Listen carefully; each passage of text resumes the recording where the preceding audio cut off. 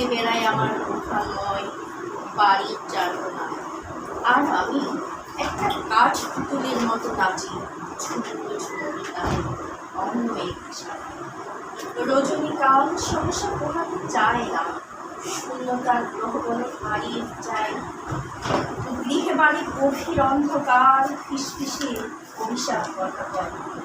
আমার গোয়ালের অনাহারী পশুগুলো শব্দহীন কষ্টে নিতে চায় সাধের গৃহস্থালী ছড়িয়ে ছিটিয়ে পড়ে থাকে মাটির ভাঙা টুকরা। বুকের ভেতর তখন আজও ঘূর্ণিঝড় দেয় উস্কানি, জানিয়ে দেয় তুমি মৈত্রের জীব, ভব তরঙ্গে ভাষাও আবার জীবন করি। চুকে যাক নয়নের আজন্ম কালের কান্না, জ্বলছে ওঠা আগ্নেয়গিরির বিগলিত লাভাস্তু বৃষ্টি হয়ে নেমে যায়।